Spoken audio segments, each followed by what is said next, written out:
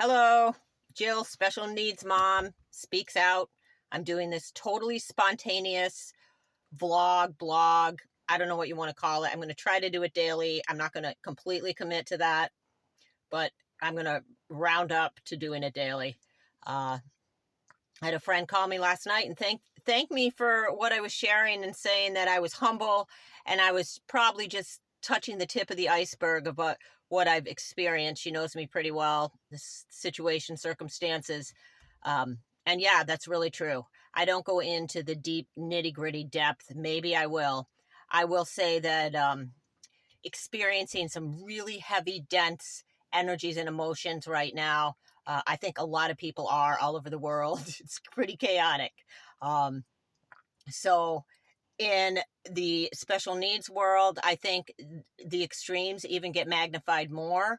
So what I'm seeing in a lot of groups is just real confusion and distress and grief. I think personally, grief is something that I think as a special needs parent, I walk hand in hand with almost on a daily basis.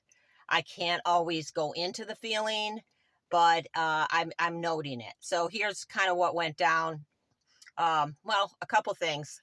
I don't know if any of you have had children that have had extreme behavior where, your adult child is aggressive and has explosive outbursts, and it becomes a very unsafe situation.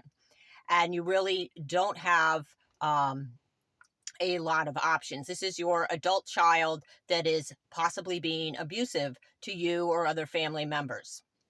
And the whole story of how it got to this point, all the many things that have been tried, all the traumas that I spoke about yesterday, the medical trauma starting from an early age, the interpersonal dynamics, the school settings. I know, for example, in our district, a child with a disability that can't stay in the inclusive classroom will be put in a different placement within the district. So the special needs kids basically are getting moved around from program to program. I don't know if any of the typical kids get yanked out of there. When you move towns, yes, you change locations completely, but overall you're with the same group of kids as you move along. So that's just one example of an early trauma that, I think they really adapt really well.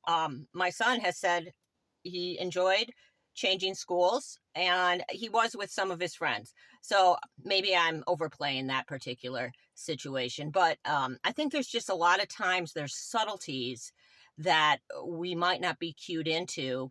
And and maybe that's for our own survival. If we did, we'd be witnessing these the looks that kids get, the way they're talked to, the way people brush them off. Uh, you know, we've got to separate ourselves from that. But as a mother and a parent, it's extremely painful. So when you get to the point where, you've seen your kid take these hits for years after years, not to mention the multiple pharmaceuticals that they're on that are being changed often. Let's see what else. Yeah, I'm not going to go any further down that road, but there's variables influx. It's a lot of moving parts all the time for these human beings. And we expect them to somehow, be compliant and happy and get along and go along with everything that's happening in a family all the time. Bullshit. It's got to go somewhere. And I see it like it builds up because they don't know how to get it out and we don't know how to pull it out of them. So then they end up becoming violent. And we're like, oh my God, that's a bad kid. Get him out of here. Where can we put that kid? Put him in a placement. Let's put some more meds in there.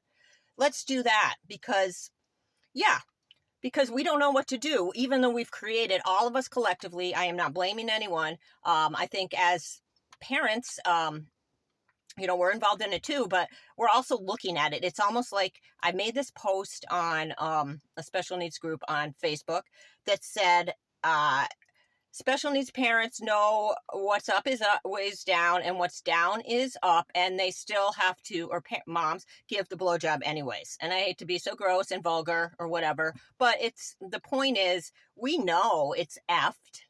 And we still have to play in these systems because we are all here now and we have not looked long term enough to figure out collectively how to make room for everybody in this multidimensional multiverse we're in. And we've pushed it all into a narrow, just a little narrow strip where normal exists, and where we somehow, so many of us, a lot of us have been programmed to think that we're all supposed to be in that narrow strip, when it's really okay to be way off the strip, to be in the multiverse, and to be living a life that someone halfway across the world is complying to completely different beliefs, perfectly happy and living a life there. So we've got to have space for so many more realities, and we don't. And I would say in the special needs community, ouch, that's pretty rip shit, that stuff, because there's no way we get into that strip. And so we moms, we see it, we hold it, we feel it. We've got to feel it.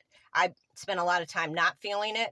It comes out some ways. It comes out sideways in some other behavior, addictions, just developing blocks about things, trauma-based behaviors. So it's trauma that you're kind of dancing through. And it's wow, it's quite a dance. So I'm going on a little bit here, but I don't know if any of y'all out there have experienced that. Like I've said, I've been doing this for maybe I haven't said it, for many, many years. And 3 children that have been having some challenges, and personally want it to be from my perspective. So it's been excruciatingly painful. And now we're at the point of, considering group homes and all that.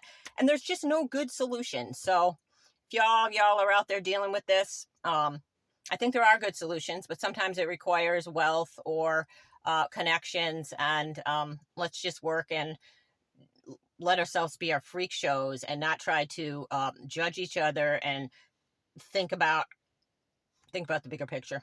Gosh, I'm going all way off. Love you. Keep keeping on, all you moms out there.